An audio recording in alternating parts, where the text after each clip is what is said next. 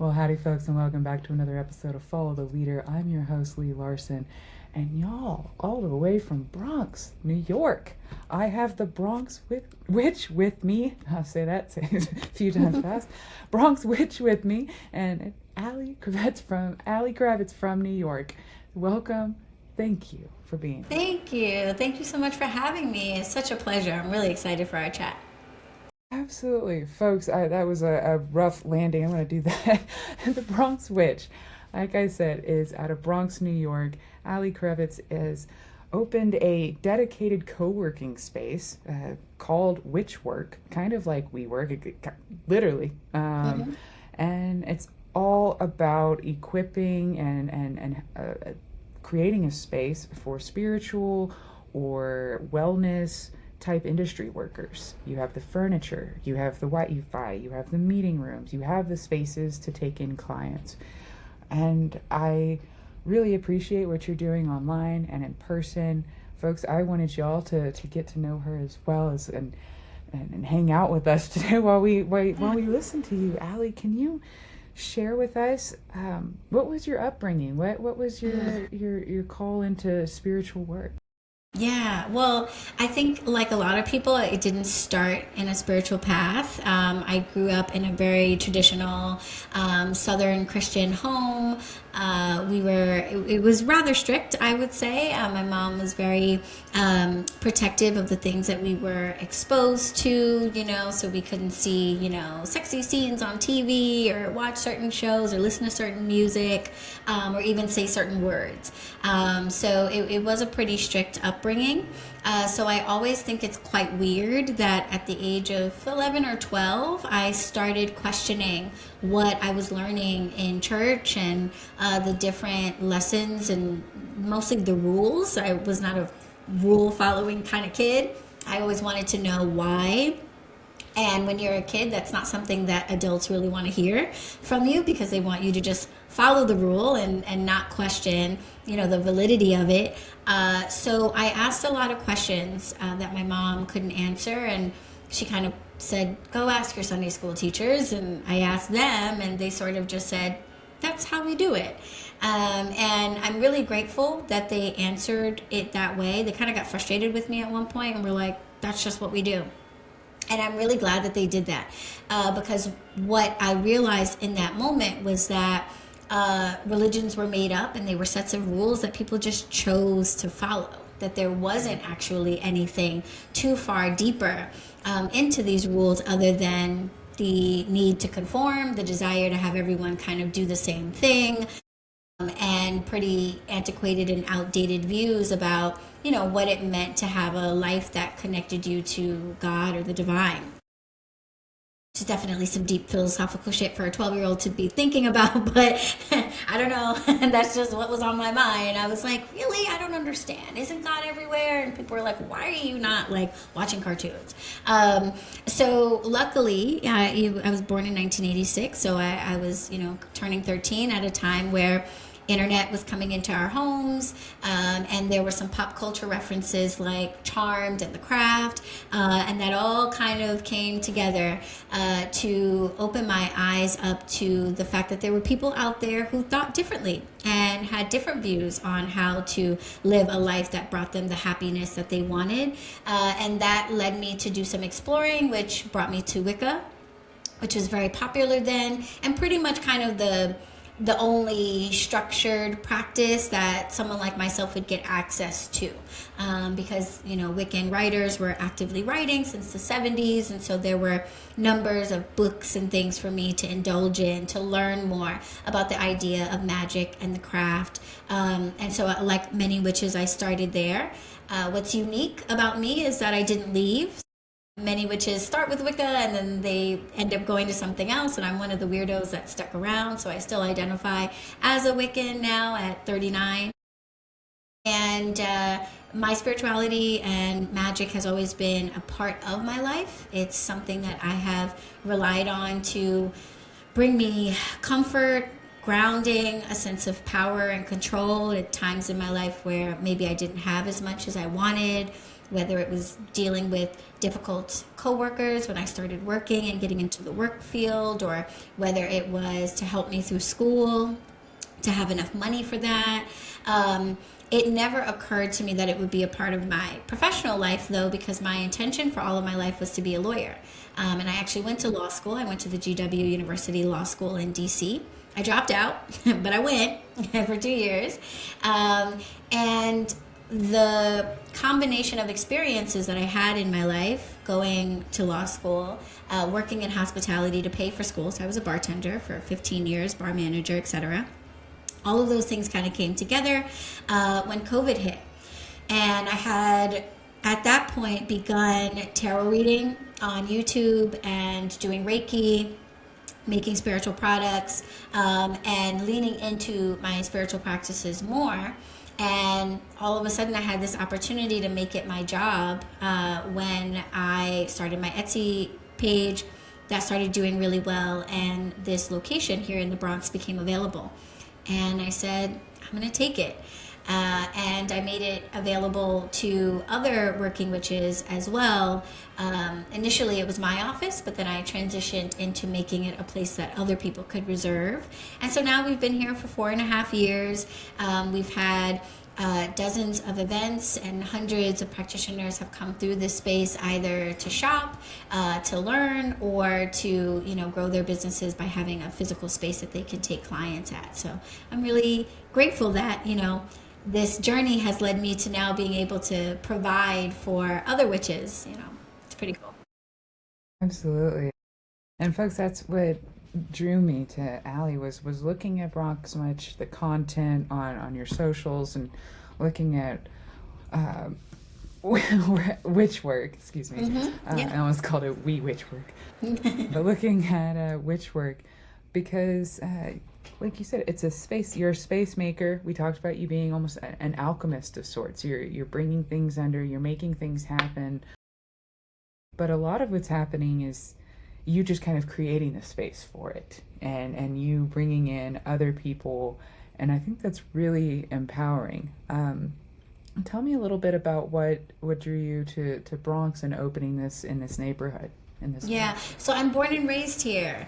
I'm a native New Yorker, and I literally grew up in the building next door, which is pretty crazy. So, I've left New York for school, like I said, going to DC for law school, etc. Went away for college for a bit.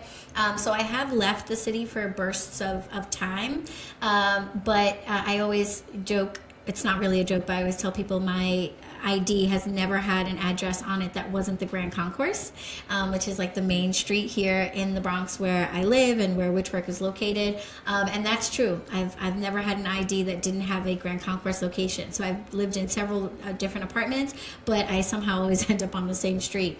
And I don't know what that's about. There's probably some like witchy reason for that. But I'm from this neighborhood, and the South Bronx is a place that, can take credit for the birth of hip hop, and being the birthplace of a lot of notable, figures in literature, in the arts. And this is the type of place where there's just so much potential and so much creativity. And one of the unfortunate things that happens with people who have a lot of potential is we're often encouraged to leave this neighborhood. Because sadly, the South Bronx is an underserved area. We're typically overlooked when it comes to resources that are doled out by the city and the state. We have some of the highest rates of everything bad and the lowest rates of everything good, right? We've got the lowest literacy rates, but we've got, the highest diabetes rates and heart disease rates and all of that unfortunate stuff. And I think something that was important to me as I stepped into adulthood was dispelling this notion that you have to leave this neighborhood in order to do anything significant, impactful, or to have a good life. And spiritual practices and wellness practices are hard to come by here. We don't have a lot of spas, wellness centers, retreats, yoga studios, things like that. And so I wanted to be a part of changing the landscape of what the Bronx, the South Bronx in particular, looks like, and the types of businesses that open up here. You know, it's very easy to find a liquor store, very easy to find a fast food chain, not easy to find a wellness center or a healing center or even a co-working space, which is not like a spiritual thing, but just a place that provides resources for growth, especially economic growth, are hard to find, and they're often lacking in really being able to provide in a large scale. So I wanted to change that. So that motivated me. I could have opened the first location of Witch Work anywhere, and I said, I'm going to open it here in my neighborhood, and I'm going to do something different and make an impact in some kind of way. So I'd like to think that's what we've done.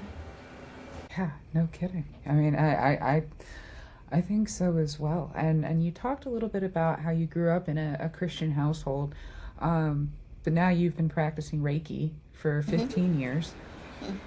So I've been, just to clarify, I've been practicing Reiki since 2020, so 5 years, but I've been tarot reading for much longer. Thank you. With these practices, what was the response from Christian community members? Well, I mean, you can probably guess. Yeah. Well, I will say overall, the neighborhood has been really wonderful. The majority of the folks in the building we're located in, we're in a commercial/residential building. So there are apartments above us, and the first floor is all dentist office, lawyers, stuff like that. Overall, the building has been pretty accepting and welcoming of us, and the neighborhood in general, for folks who do know that we're here, have been excited to see something different, and certainly curious about us. And you know what the like religious identification of all those folks are, I don't necessarily know. I do know, and I can say that we have had some kickback from Christian folks in the building who initially, when I moved in, were not so happy and expressed that to building management. We receive quite regularly letters at this location, calling on us to repent, phone calls, saying similar and things like that. So it's very interesting and really unfortunate. I find that the folks that are the most hostile towards us are people who identify as Christians, because when I think of Jesus Christ and his teachings, they are so rooted in love and acceptance of all and lack of judgment. And I could never imagine Jesus ever saying the things that Christians who have become aware of this business have said to me. So it's very ironic and really strange. But yes, any animosity or hostility towards our business has come overwhelmingly from Christians, but that doesn't mean that all Christians have an issue with us. I'm sure that the neighborhood probably mostly identifies as Christian, and yet we've been able to be here with little to no incidents. So I'm happy about that. Absolutely. Well, and I'm glad you bring that up about how it is so vile what some Christians have said, and I'm saying that also as growing up in the faith, and even with me with some of my ministry work years ago, just look and being like, it and especially in your line of work when you talk about like Wicca, Earthbound, alchemy, just tarot, just Reiki, all of these, like, was Jesus not a mystic? Like when so it's confusing for a number of reasons, not only his words and his behaviors, but there's definitely a mysticism to the story of Jesus that I feel like gets down, like, anyway, I'm sorry that you have experienced that. It's okay. Can you tell us a little bit, I'd like to talk a little bit about tarot, and then we'll move into Reiki, but for folks who may not know, can you share with us what is tarot and how is it used? Yeah. So tarot is a form of divination. It's a card-based form of divination. It's not the only card-based form of divination. There are also playing cards and oracle cards and some others out there. But tarot specifically follows a certain structure. And there are three major forms of tarot cards. There's the Rider-Waite-Smith form that folks are probably most familiar with in terms of the imagery on it. 22 major arcana cards, 56 minor arcana cards that kind of take you on a journey. It's often called the Fool's Journey of like self-development and life's milestones. And then there's Thoth, which is another form of tarot, and there's Marseille, another form of tarot. And I don't read Thoth or Marseille, so I'm really only familiar with RWS. But the idea of any type of divination, and card divination in particular, is to basically have a clearer mode of communication with the higher powers that you want to communicate with. So that could be your higher self. That could be various guides, guardians, or angels, or that could be God himself, the divine, the creator. And the idea is that because these energies don't speak with spoken verbal language, understanding what it is that they're trying to communicate to us can be difficult. We don't speak their language. They speak in signs and symbols and synchronicities. And so the cards basically lay out those various signs and symbols so that you can ask spirit to manipulate the cards and basically talk through them. Right? So if you've ever seen on TV the idea of the Ouija board, the spirit comes in and moves everyone's hands around so that you can understand what it's trying to say to you. The same thing is happening with cards. It's just in a slightly different format where you're looking at pictures to help understand what it is that the spirits you're trying to connect with are trying to say to you.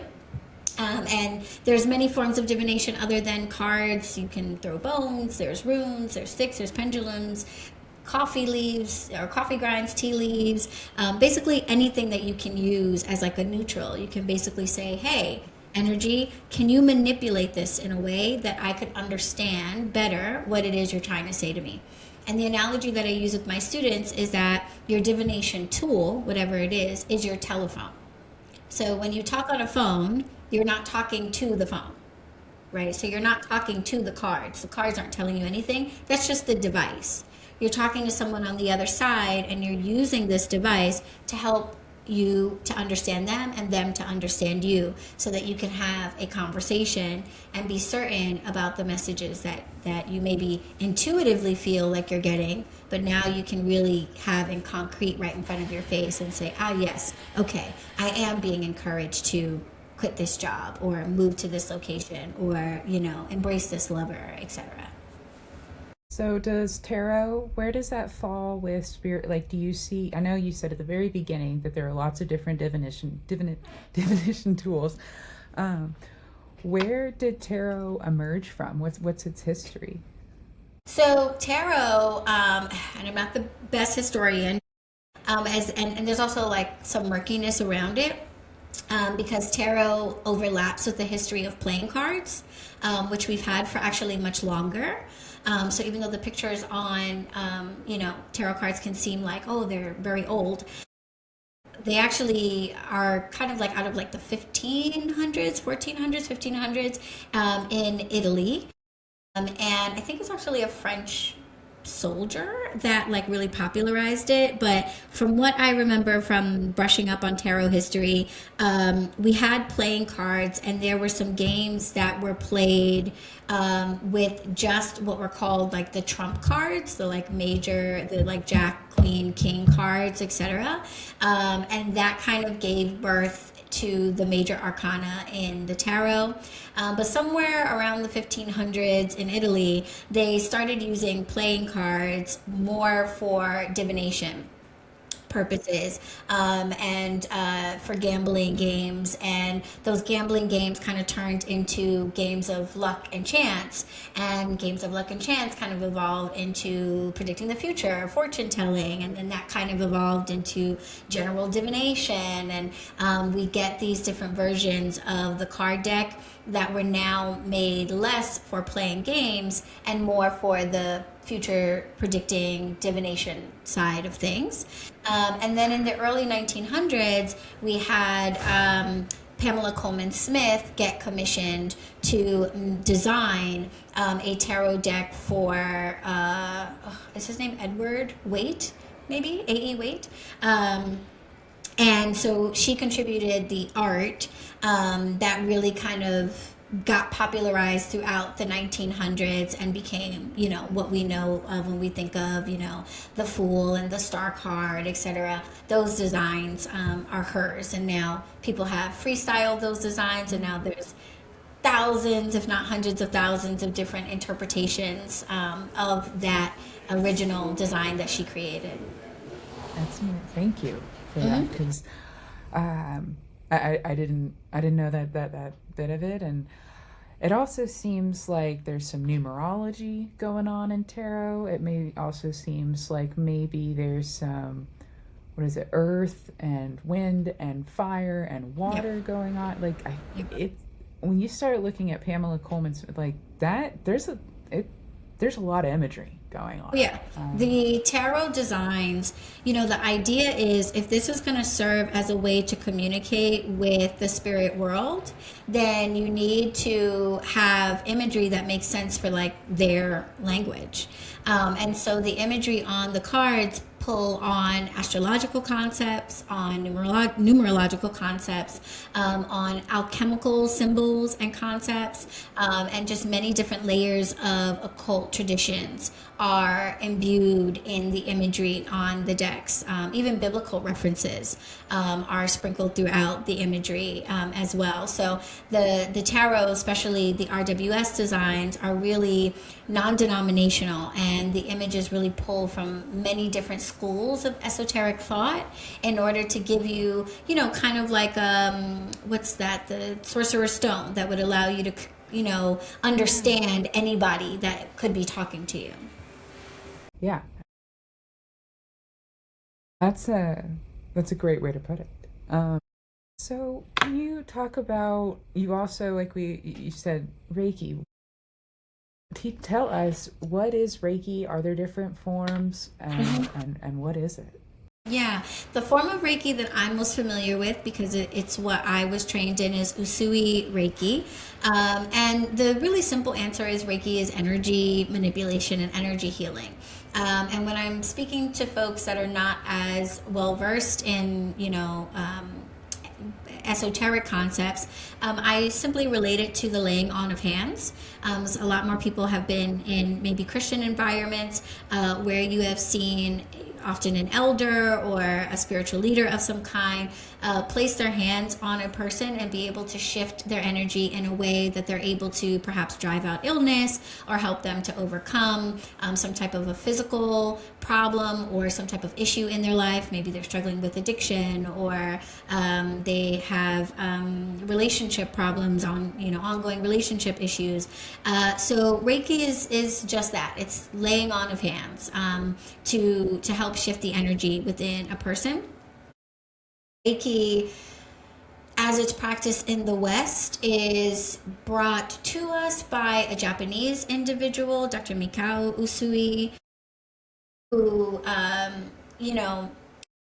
the history is kind of fuzzy, and with a lot of things, there's a lot of like, well, somebody wasn't quite as honest, and like this and that and the third, but essentially someone of Japanese descent came to the West and brought over this practice and alleged that the particular technique that he was sharing with the world was informed by Japanese practices and Japanese techniques.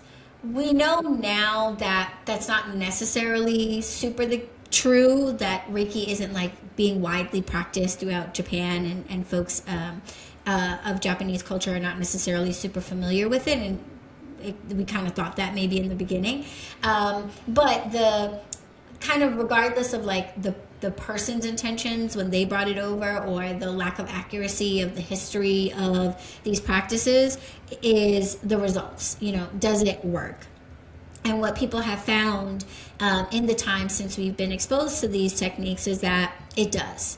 that having someone who is trained to manipulate your energy can actually have a very true and like tangible impact on your body, whether it's your physical body or your energetic body.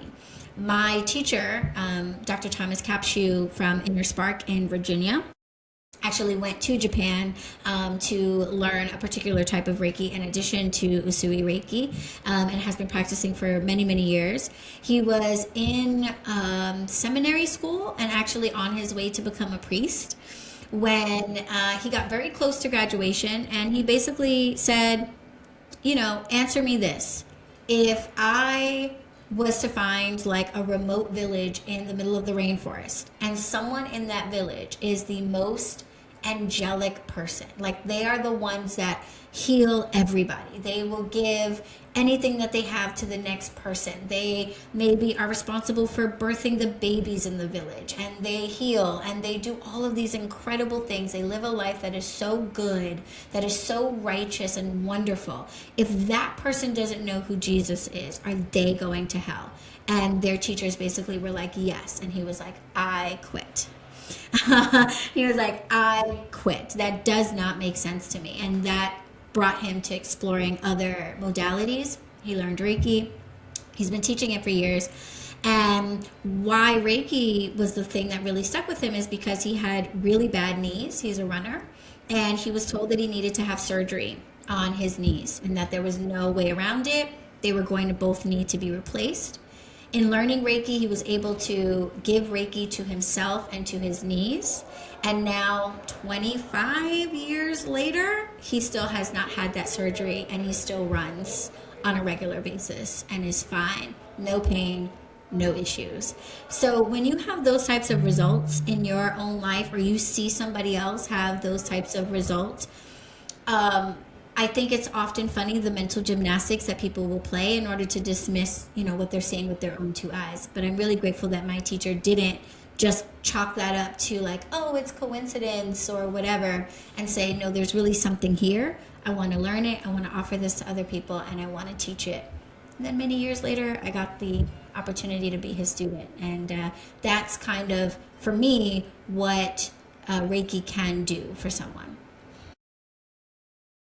So if someone were to go to you for a Reiki session, you said it's kind of like laying on hands. Mm-hmm. Is it like a massage, or kind of talk about, for someone who has never done Reiki, what could they imagine? What they could imagine, yeah. So Reiki can be performed hands-on or hands-off. Different practitioners approach their sessions differently, but the way that I was trained was to always ask. And so I let my client decide whether or not I actually physically make contact with them, or if I hover my hands just above their bodies. What you can expect in most Reiki sessions is that you will be lying down. Some practitioners will have you face down, some will have you face up, some might do a combination of both depending on the areas of your body that they want to have access to and to work on. I tend to have my clients face up. We usually start by doing a general energy assessment, using our hands to feel the energy of that person. I do a short intake form, but I typically try not to spend too much time on what my teacher calls reinforcing the story. So you are already telling yourself every day that my knees are bad, or I've got a bad hip, or, I'm never going to find love, whatever it is. And so I don't want to keep reinforcing that narrative with you, but I will give you the opportunity to let me know if there's a particular area that you feel could use extra work. But then I do my own assessment and see what I feel at first. And then after the energy scan, we then proceed to move through the chakra system and allow those systems to basically let go of that old storyline. And my job as the Reiki healer is to hold a space where you can be the healthiest, most perfect version of yourself, and then just invite you to come into that space. And a session usually takes somewhere around 45 to 55 minutes. The after effects are usually a combination between relaxation and a bit of euphoria. You might feel a little bit lightheaded, so we might do some grounding right after to bring you fully squarely back into your body.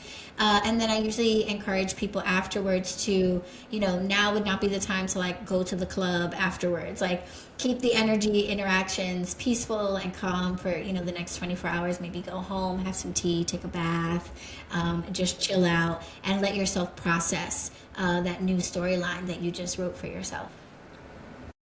So when you're as you're moving and transferring the energy on the client, is that is Yeah. okay? Do you also feel like you're like receiving messages or vision or anything in return, or what is it like for you to do this? Yeah, so Reiki sessions are so fabulous. I don't get the opportunity to do them or tarot reading as much anymore because I've really fully stepped into my role as a spiritual business coach. And so my job now is to help tarot readers and Reiki healers to grow their businesses and their practices, which means I spend less time in the field, if you will, and more time helping the healers themselves. Yeah, I love giving Reiki sessions because it's a nice, healthy dose of that creator energy for myself. The way that a Reiki healer is operating is we essentially are opening ourselves up for that divine energy, that bright white light that is God's love, and we let it come into ourselves and then radiate out of our hands towards our client. And so, because I'm literally standing there just getting this flood of beautiful energy, I get all of that as well. Reiki session is really beautiful for the practitioner because you just get all of that pouring through you. And so you'll find Reiki healers that have been, doing this for a really long time. They're like weirdly angelic people. Like nothing seems to bother them. They're in a constant state of unconditional love towards everyone. And, we're all human. We have human emotions. They're not perfect. But you can really see how having all of that energy flowing through them on a regular basis really puts them in a constant state of just loving kindness and compassion towards others. And it's really cool to see. And one day maybe I'll be at that level after all the Reiki sessions that I've done, but definitely it's something you get. And one of the concerns that people have or misconceptions that they have is that being a Reiki healer is like somehow exhausting because you're like picking up negative energy or whatever, but that's not how Reiki works. There are other forms of cleansing and healing that do involve actually like taking on the negative energy of the other and dispelling it within yourself, etc. But that's not what Reiki is. So we're not taking on the negative energy or the pain or any of that the client is experiencing. We are literally inundating them with God's love and sort of pushing out of their body anything that is lingering in their energy centers and allowing that to just like dissolve right back down into the earth. It just kind of goes away. I went to a Reiki healer during my divorce, and it was very powerful for me. I really, yes, I enjoyed it and respected it a lot. And one of the things she told me was like, she said that she was like getting visuals of like spikes and spears in my back, and when she was like feeling like she had to like pull all of these little splinters out, and it was kind of like how I felt like I was going through a divorce. There was a lot of betrayal, and there was a lot of, not just from the husband but for family, friend, like just, so it was wild that she could see that, and that energy looks a certain way, or that but again, it's all really there's just so many ways to connect with the divine, and I think that's why, hold on, okay, I think that's why I was so excited to meet you and learn more. And the other thing I wanted to talk about, I know we touched on tarot earlier, but was for tarot, can you talk about a couple different ways that tarot card spreads could be laid out? Is tarot fortune telling? How can and how do you read your tarot? Yeah. So I utilize tarot as a way of getting guidance and insight into situations, most often for making decisions in my life, or getting greater knowledge into situations that I wouldn't know about, right? So if I want to know what someone's actual intentions are towards me, maybe a potential business partner or a relationship, the cards are tools that I can use not to speak to the cards, but to speak to my guides who are able to, I can't go through walls and travel into places. So my guides are able to go and say, like, yeah, actually that person would be a good person to have a relationship with. Or, no, you're right. Your intuition that this person's, got an agenda that you don't know about, yeah, you're right. And also, by the way, here's the agenda, right? Which, because I couldn't know that as a human being, I'm limited to my physical body and the space that I'm in. But they can go peek off into different timelines, into different places, and they can gather information and give me more so that I can make better choices because I'm more informed. So that's mostly how I use the tarot. Um, and in terms of tarot spreads, you can certainly use them. They can be very helpful, especially if you are just beginning to use the tarot. To follow my phone analogy, you know how they have those cell phones for like older folks where like all the numbers are really big, and like the apps are simpler or there's fewer of them and things like that. That would be what I would equate using a spread to, where it's like, I'm new to using this tool. I need it to be really clear. I need it to be really simply laid out for me. And so when I pull a card, if I don't have a spread, maybe I need to have a really good relationship with my guide to understand what they're trying to tell me.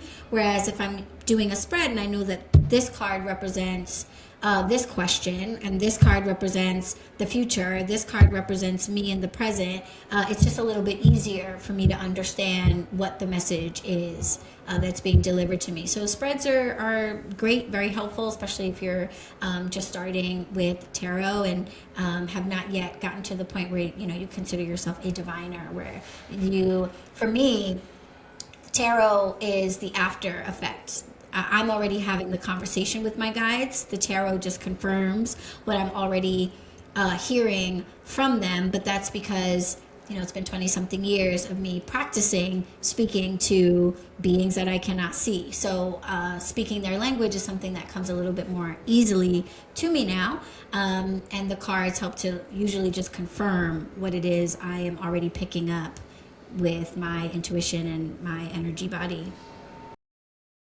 Well, and it's I haven't heard it explained that way before. That the spreads are a way, like a template almost. Yeah. But it goes so much deeper. There's so much more to it than that. Another thing I liked about what Witchwork does is you have this directory of other people who identify with. So I see quite a bit of tarot and oracle. Are they also all in the Bronx with you? Yeah, so the directory on the bronxwitch.com website is of our members here in the space for the most part. We have a few folks that are virtual and have asked to be on the directory because they want to advertise their services to our audience. But for the most part, the folks on the directory are members of our physical space. So they've either utilized our space in the past or have an ongoing membership where they utilize our space for their in-person readings, classes, workshops, etc. And I just thought it would make sense to like list them all there, because we often get phone calls like, hey, can I get a tarot reading? And I'm like, no, but one of our members could definitely do that for you. If you need a space to rent, then we got you. But if you need a reader, here are our members. So I thought it might be helpful to just kind of list them all there so that people can reach out to them directly. So the links on the directory will take you to their personal booking pages or social media pages. There They're not employees of Witchwork in any way, but they are vetted by us in the sense that we do have a relationship with them in some way. They have to fill out an application, and they have to provide 3 references who have purchased their services in the past, and we do call those references. And once we've gotten the okay from those references, then we will put them up on the site. So you can trust that they have had a certain level of vetting by us, but they're not our employees. They're folks who have used our space or have a relationship with us in some way. Fantastic. Talk about some of the events that one might attend in your space. So one of the biggest events that we had going on is Tea and Tarot, which we would typically host every equinox and solstice. So we've had about 17 of them since we opened. We did not have a spring equinox party this year because we're undergoing some changes here in the space, and we've got some repairs that need to be done. But those are usually the events that we have. They're completely free to the community, and we usually have a great selection of vendors and readers that are available, so you can come and shop. You can come and get a tarot reading. It is tea and tarot, and I do make medicinal herbal teas that I sell on my Etsy page, Bronx Witch Bodega. So of course I always have one of my teas available, and that is also complimentary. We try to have a food vendor or two, so there are some snacks to purchase, and you can hang out and enjoy. And those have been really wonderful for me because when we first started, we were holding them here in the spot inside of Witchwork, but they started to get too popular, so we had to take them outside, and so now we host them in the park, the Joyce Kilmer Park across the street. And so that's been really great for people in the neighborhood to just walk by and be like, oh, what is this? Like wellness, spirituality, tarot reading. It's something so unusual for this neighborhood. It's gotten a lot of attention and traction, and we've been on the local news a few times, and so that's just been really cool to bring something different to this neighborhood. Absolutely. And thank you for doing. I mean, it's just a different way to connect with the divine. It's a way, and that also allows folks to access a different part of themselves. Like it's a really interesting outcome, like, because it's just so much more than what it is in the moment. Do you ever get a chance to work or have contacts with root workers in New Orleans, or what is, or Yeah. I'm just trying to think of like other places around the country that are like notably spiritual. I know Sedona gets a lot of, and Black Hills, Dakotas. What does it look like to work with folks across the country? So I love that you bring up New Orleans because I am adopted, and I found my birth mother for the first time in my life last year. So that's kind of wild to finally know who your mom is at 38 years old. And it was very cool for me to find out that my grandmother is from New Orleans. And so I had a connection there that I didn't know about. But it also kind of makes me being interested in the craft at 12 years old, like, make a lot of sense. And it's pretty funny because after I met my birth mom and like we had our first meeting, I went to Charleston to see my adopted mom. And she's like, how was it? Oh my goodness, we want to see the pictures or whatever. And I let her know, like, my grandmother's from New Orleans and they're super spiritual and kind of witchy women. And like, that was so cool to find out. And my mom just looks at me and she goes, I'm so glad you found that out because you definitely didn't get this witch shit from us. And I was like, yeah, I know. It feels so good to find. I feel like Harry Potter in some ways. Where I was like, I always knew I was from someone else. But so that was cool to find out. And then last year I got the opportunity to teach at the Christian Witches Convention, which is a small conference hosted for like the last 13 years by Reverend Valerie Love, who is the author of How to Be a Christian Witch and like 25 other books on the topic of Christianity and the craft. Really, really great books for anybody who is coming from a Christian background and is interested in the craft. She's got a book for you. She'll detail every instance of astrology, of herbal magic, of crystal use, you know, all of it. And she'll help you to understand the biblical text in a way that isn't infused with a bunch of religious propaganda, but that really just looks at it as a text for kind of guiding your life and your lifestyle. and connecting with God on your own terms. So she is super fantastic. I absolutely adore her. And I had the opportunity to teach at the conference. It's held every year at around the end of May in New Orleans. And so that was my first opportunity to really kind of hang out in that city. And I was blown away. I couldn't believe there were like 30 something witchy shops within, a few miles of each other. And so I definitely desire to open a witchwork location down there because I think it would be well received. And because of my own ancestry, my family being from Charleston, now knowing about this connection to New Orleans, voodoo, voodoo and root work have all become increasing parts of my own practice. So started with Wicca, and as I've learned more about myself, those practices have become infused into what I do. But out of respect for those practitioners, I wouldn't refer to myself as a hoodoo practitioner or a root worker. But those nuggets of those practices have come into my work, and I've been blessed to meet some leaders and elders who are more experienced in those practices who have taught me a thing or two, which has been really great. Well, I have just really enjoyed getting to know you and listening to you and hearing you, and we are getting close to about out of time. How can folks follow you or become a part of Witchwork? Yeah. Well, if you're in the New York City area, we are right here on 162nd Street and the Grand Concourse.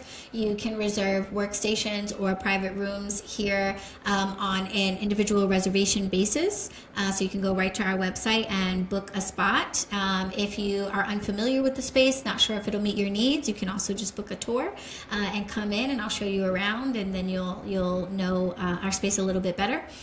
Or of course, you can become a member, and members, of course, get all the perks and the bells and whistles and package pickup and the ability to use our address on their return labels and their collect mail here, and things like that. So if you are a working witch, this really is the place for you, where you can build your practice.